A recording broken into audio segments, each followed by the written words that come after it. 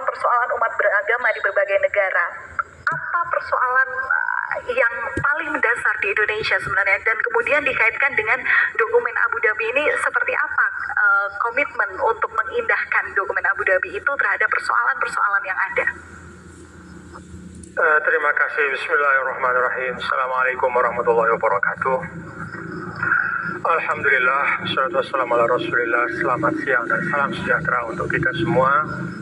Bapak Kardinal yang saya hormati dan para pimpinan yayasan, universitas, para pimpinan organisasi keagamaan, majelis agama, dan yang bersama saya di atas panggung ini, para tokoh, ada Bante, ada Kiai Ulil, ada Romo, dan ada moderator yang semuanya saya hormati. Pertama, tentu terima kasih sebagai anggota Komite Eksekutif Majelis Hukama Muslimin, ya, Muslim Council of Elders.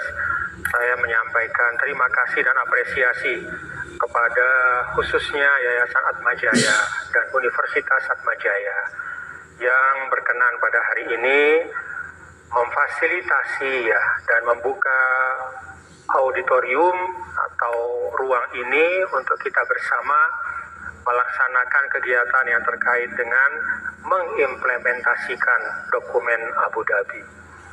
Dokumen Abu Dhabi ini menurut saya yang pertama adalah pernyataan yang tegas bahwa kita harus beranjak dari toleransi menuju kerjasama.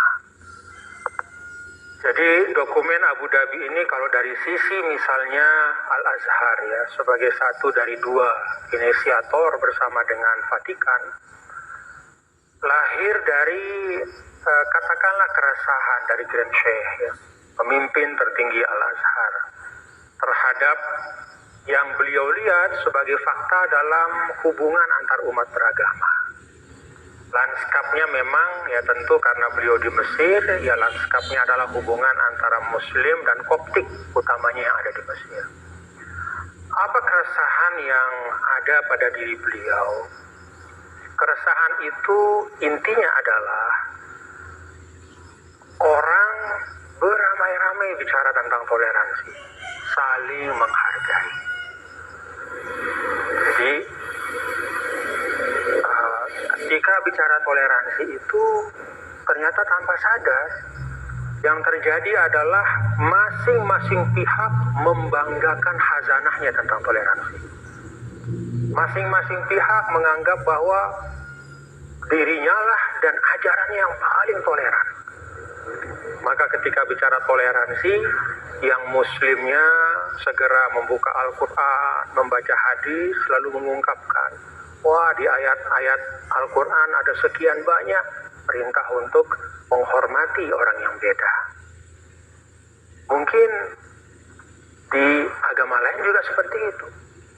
Karena itu bagi Grand Sheikh, toleransi ini justru kalau tidak dimaknakan dengan baik akan bisa menumbuhkan sikap eksklusif. Ya, kita diem aja di rumah kita, ya, tetangga kita beda dengan kita, ya, saya hormati dia, ya, tapi saya diam di rumah, saya nggak gangguin dia kok. Tapi ya sudah, masing-masing kalau bahasanya itu nafsi-nafsi, masing-masing memikirkan dirinya dan kelompoknya, nggak ganggu tapi juga tidak membuka diri. Karena itu bagi Grand Sheikh, toleransi itu tidak cukup. Menghormati orang yang berbeda sebagai satu sikap, suatu keyakinan, itu tidak cukup untuk membangun dunia yang baik, untuk membangun peradaban yang membawa maslahat untuk manusia.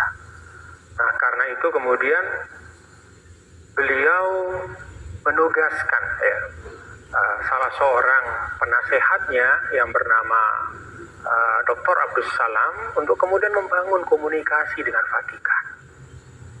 Lalu antara Dr. Abdus Salam dengan sekretaris pribadi Paus itu kemudian berbicara, mencoba untuk menerjemahkan pikiran-pikiran dari para mahaguru ini antara Grand Sheikh dengan Paus Fransiskus. Ternyata sama sama komitmennya bahwa tidak cukup kita hanya bicara tentang toleransi, saling menghormati, saling menghargai untuk membangun dunia yang baik. Tapi kita harus beralih kepada bekerja sama secara aktif. Kalau dalam bahasa sederhananya, ibaratnya umat beragama, kita semua yang berbeda ini berada dalam satu rumah yang besar.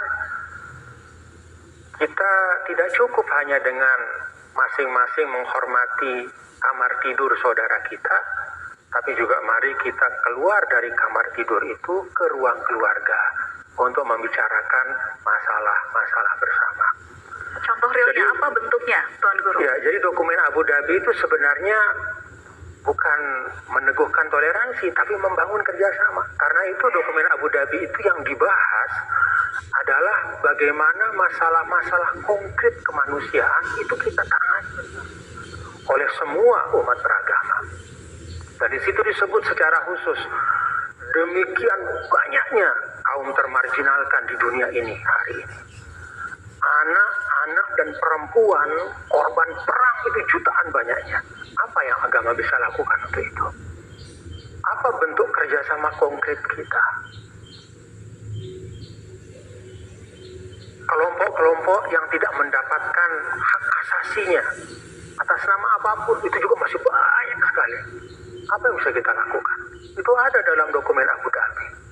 Jadi dokumen Abu Dhabi itu sesungguhnya tidak hanya pernyataan untuk saling menghormati, tapi juga ajakan untuk membangun kerjasama yang konkret, menangani masalah-masalah kemanusiaan, termasuk diantaranya tentu ada kemiskinan, dan yang menjadi concern dari beliau berdua itu adalah masalah-masalah kaum perempuan dan anak-anak yang menjadi pengungsi jutaan orang per hari ini.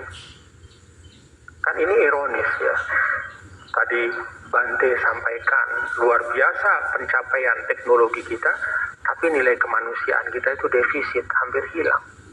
Nah, inilah sebenarnya yang menjadi esensi dari dokumen Abu Dhabi, membangun kerjasama yang konkret untuk bekerja menyelesaikan masalah-masalah kemanusiaan. Nah, implementasinya untuk kita di Indonesia ya berada pada bapak-bapak dan kita semua. Jadi semua umat beragama, kita semua ya harus banyak jumpa ya. Dan yang jumpa itu nggak boleh hanya tokoh-tokohnya saja.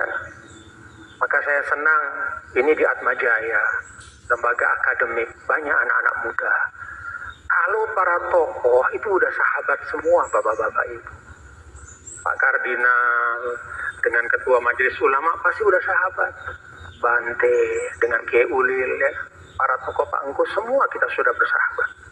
Tapi kan ada anak-anak muda yang membentuk wajah Indonesia. Kalau kita sebagai tokoh-tokoh, katakanlah bapak-bapak sebagai tokoh, ya, lupa mengajak anak-anak muda kita untuk membangun ruang bersama untuk bekerja menyelesaikan masalah-masalah yang ada di Indonesia. Kan kita masalah yang ada di Indonesia per hari ini ya tentu pertama masalah kemiskinan, juga masalah kesenjangan, masalah bagaimana menghadirkan keadilan. Agama harus berperan di situ.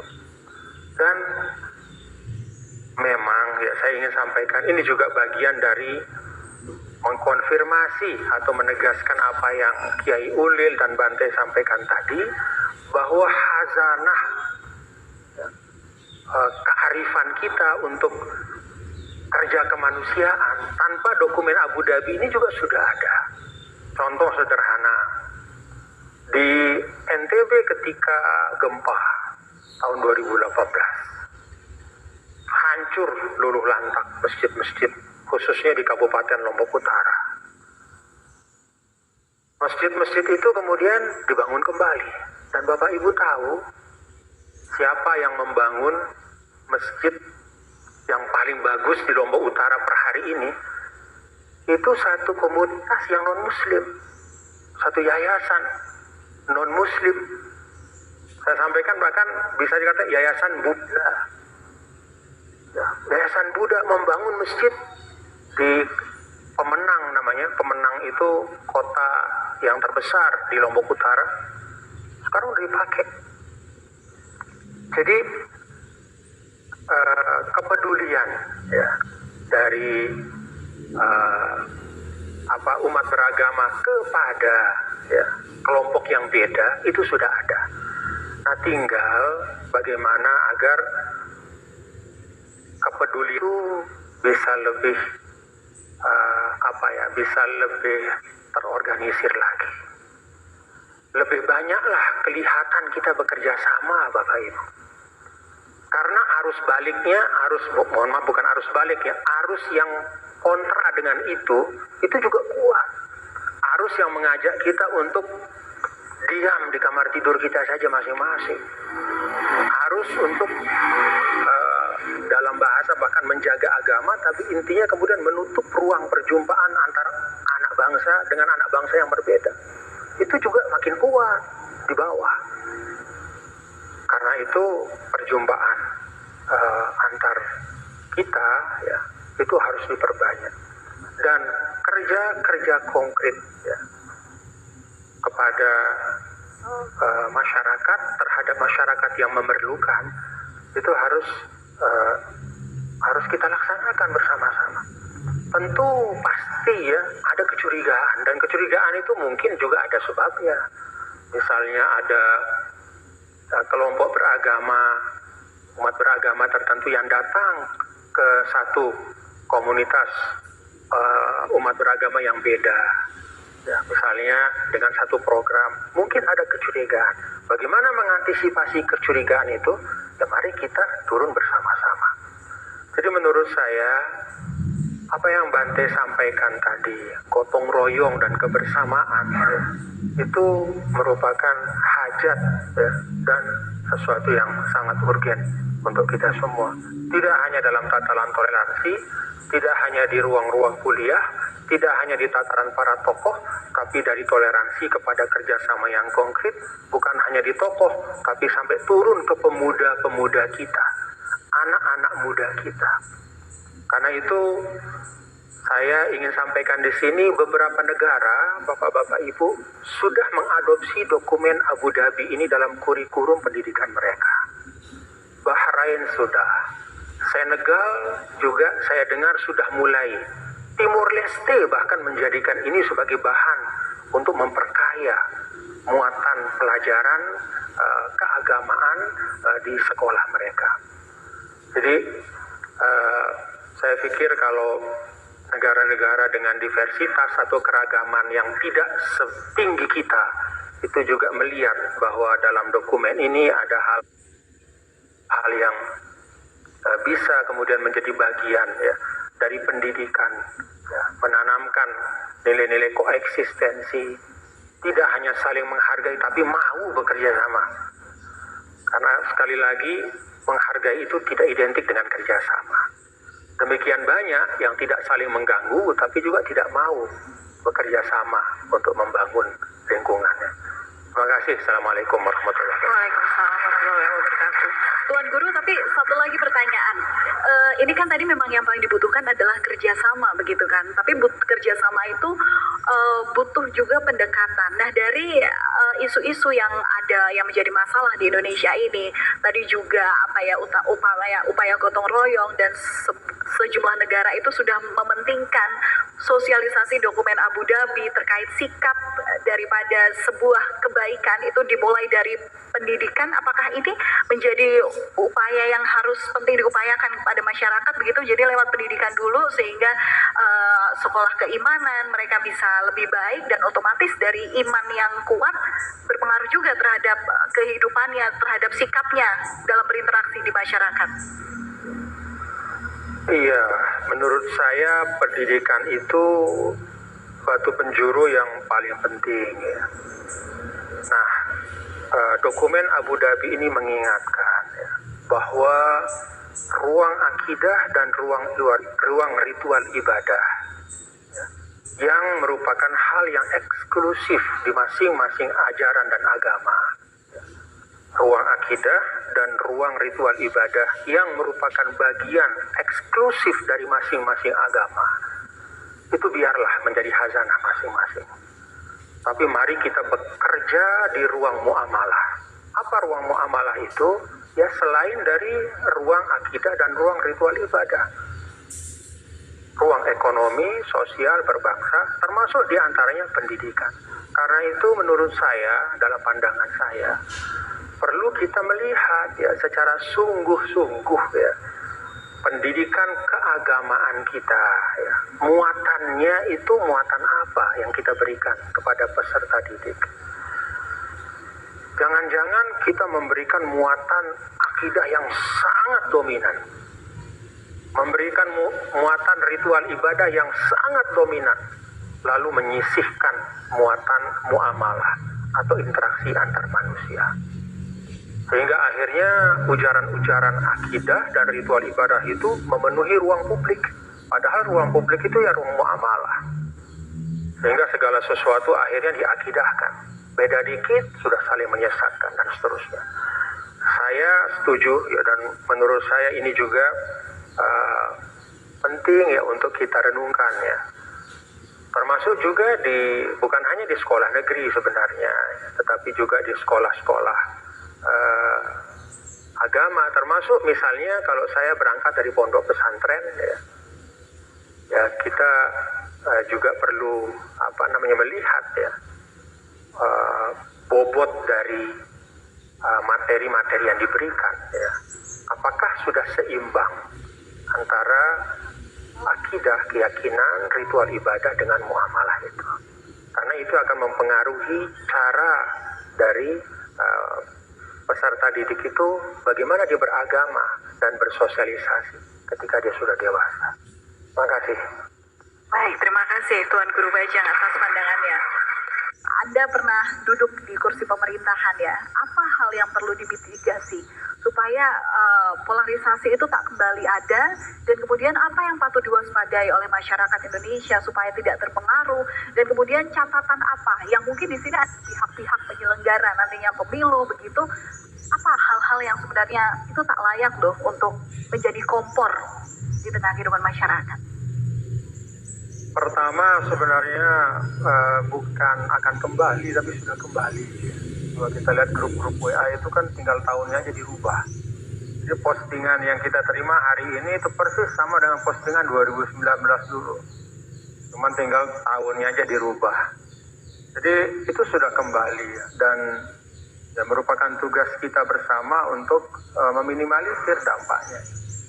Kalau saya, bapak-bapak dan ibu, meyakini betul bahwa masyarakat kita ini masyarakat yang baik-baik saja. Baik-baik semuanya. Cuman beberapa tokoh ya, beberapa kelompok itu cenderung menghalalkan segala cara untuk mendapatkan kekuasaan. Nah, dalam era politik populisme, bagaimana supaya bisa meraup suara rakyat sebanyak-banyaknya, maka sentimen primordial yang dianggap paling efektif hari ini sentimen keagamaan gitu untuk di Indonesia. Jadi politik identitas ya, dalam arti ya, menggunakan agama untuk menyingkirkan lawan politik, untuk mendapatkan kekuasaan pragmatis. Nah, kalau menurut saya sih, kalau ada tokoh politik yang mengusung seperti itu, itulah politisi yang miskin gagasan. Karena itu menurut saya tugas dari perguruan tinggi dan kita semua ya, adalah menggali ya. Kalau kita ingin supaya katakanlah politik identitas dalam makna yang tadi ya, eksploitasi agama untuk menyingkirkan orang yang berbeda itu bisa menurun ya, kita harus membangun arus ya, arus yang bisa menyaingi itu. Apa harusnya? Harus untuk menagih gagasan dan ide dari para calon pemimpin. Jadi kita tanya para calon pemimpin kita, perguruan tinggi, mana Atma Jaya? Sampai hari ini tidak mengundang para calon pemimpin yang surveinya tinggi-tinggi, undang ke Atma Jaya. Kemudian Anda tanya, apa yang akan Anda lakukan kalau Anda memimpin Indonesia? Gali isi kepalanya. Kejar dia, apa yang akan Anda lakukan? Yang bisa Anda lakukan untuk menurunkan ketimpangan, untuk membangun hubungan antar agama yang lebih sehat, yang damai. Ini tanggung jawab kita semua. Kampusnya kita semua, mari tarik. Kan ini sekarang kontestasinya adalah kepada sosok. Kalau kita bicara sosok, itu gampang sekali kemudian ditarik kepada hal-hal yang sifatnya diametral. Sosok ini mewakili ini. Yang tidak memilih dia berarti Andi. Dan demikian sebaliknya. Tapi kalau kita tarik kepada gagasan, akan kelihatan mana yang punya kualitas, mana yang enggak. Dan tidak ada para calon pemimpin kita hari ini itu makhluk mitos, nggak ada. Semuanya makhluk historis. Artinya apa? Bisa dilihat dari rekam jejaknya. Ketika seseorang memimpin misalnya di suatu tempat, kalau kita bicara tentang Indonesia punya masalah tentang gap ya, kesenjangan antara yang kaya dan miskin. Kita lihat saja dari para calon pemimpin kita ketika dia memimpin, apakah dia berhasil menurunkan rasio Gini? Apakah dia bisa menurunkan, mempersempit gap antara yang kaya dengan yang miskin itu? Kan semua ada datanya. Kita tinggal buka saja statistik P1, P2-nya gimana, P1 keparahan kemiskinan, P2 kedalaman kemiskinan. Bagaimana kinerjanya? Kalau kita tarik ke situ, gak ada ruang untuk politik identitas dalam makna yang negatif itu. Tarik dia kepada kontestasi gagasan. Jadi kalau sudah tarik ke kontestasi gagasan, sudah gak relevan lagi. Bicara tentang mana yang lebih kuat imannya atau lebih lemah imannya, kita bukan hendak menilai kekuatan dan kelemahan iman. Ya. Ada Bante, ada kardinal di sini. Itu bukan ruang kita, itu ruang dari Yang Maha Kuasa. Jadi kalau kita tarik kepada politik gagasan, dia akan cair. Dan kita akan bisa lapang melihat kontestasi politik itu sebagai ajang putra-putri terbaik anak bangsa untuk menawarkan yang terbaik bagi Indonesia ke depan. Terima kasih, Mbak Mahal. Ya, itu tadi yang jadi PR untuk Unika Atmajaya ya, kelihatannya dia sebentar kurang. Assalamualaikum warahmatullahi wabarakatuh. Selamat siang Bapak Ibu semua yang saya lihat. Bapak Ibu, saya tertarik dengan pernyataan Tuan Guru Bajang perihal bahwa kita tidak bisa terlepas dari peran pemerintah. Dalam seminar hari ini saya tergetar dengan dokumen Abu Dhabi bahwa tidak cukup dari sisi elit di atas, namun kita juga harus melihat rumput di bawah, grassroots-nya. Nah, ini semua juga tergantung dari pihak pengambil keputusan di pemerintah kota, pemerintah daerah, Tuan Guru Bajang, seperti halnya di beberapa daerah yang tidak memberikan kesempatan bagi agama lain untuk mendirikan rumah ibadah. Satu, Tuan Guru Bajang. Saya mengapresiasi Bapak yang berterima kasih kepada satu komunitas Buddhis yang telah memberikan bantuan kepada gereja terbesar di NTB. Namun kita melihat juga di grassroots bahwa banyak sekali kasus-kasus perihal ketidakmampuan dari pimpinan daerah untuk menjembatani antara toleransi yang diharapkan oleh minoritas dengan mayoritas. Nah, dalam hal ini dokumen Abu Dhabi saya sampaikan bahwa ternyata juga memerlukan peran dan juga kehadiran dari pemerintah kota dan daerah. Karena kalau kita lihat dari kasus yang ada, saya mungkin bisa sebut kasus Cilegon, itu pemerintah di atas dari pemerintah kota tidak mampu untuk memberikan tempat bagi rumah ibadah wilayah lain. Itu satu contoh. Mungkin ada baiknya juga untuk dokumen Abu Dhabi tidak hanya disosialisasikan di pihak para pemuda, namun juga seperti yang Bapak sampaikan pada pemerintah kota, pemerintah daerah, Tidak hanya calon-calon pemimpin, namun juga yang masih menjabat. Terima kasih. Saya Istudianti Priyatmi dari KPKS Paulus Tangerang. Terima kasih. Baik, terima kasih Bu Estudianti. Mungkin langsung saja dijawab oleh Tuan Guru Bajang supaya tidak terlupa begitu. Terima kasih Ibu, saya sepenuhnya setuju dengan Ibu ya. Jadi sebenarnya kalau yang otentik ya di dalam Islam itu, dalam ungkapan lakum dinukum waliyadin, itu menyangkut seluruh hal yang terkait. Artinya bagiku agamaku, bagimu agamamu, itu artinya mengakui, memberi hak untuk siapapun yang berbeda keyakinan melaksanakan tuntunan sesuai dengan keyakinannya. Ya, jadi itu yang otentik ya. Dan bahkan ada kisah dulu ketika para pendeta dari Najran ya, ketika datang ke Madinah untuk berdialog dengan Rasul, itu kebetulan pada hari di mana hari beribadah sampai Madinah itu sore, kemudian mereka menggelar di Masjid Nabi.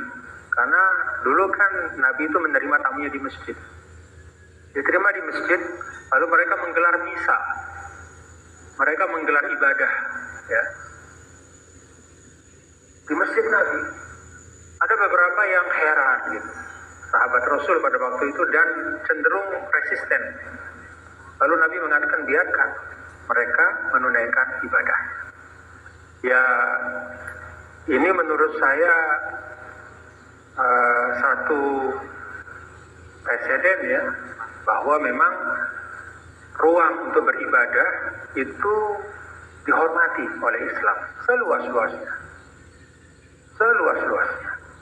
Cuman memang di dalam implementasikan kemudian hal yang otentik itu berjalin berkelindan dengan masalah sosial, masalah ekonomi, masalah segala macam. Menurut saya memang para pemangku amanah yang sekarang sedang memimpin di semua tingkatan, termasuk bupati, wali kota, dan seterusnya, ya harus mampu mengurai ya, dan tidak kemudian serta-merta mengikuti ya, kehendak dari sebagian orang. Diuraikanlah dan dikembalikan agama itu pada aspek yang otentik itu, ya, bahwa setiap orang berhak untuk menunaikan ibadah, dan itu juga sudah ada dieksplisitkan dalam konstitusi. Saya setuju dengan itu.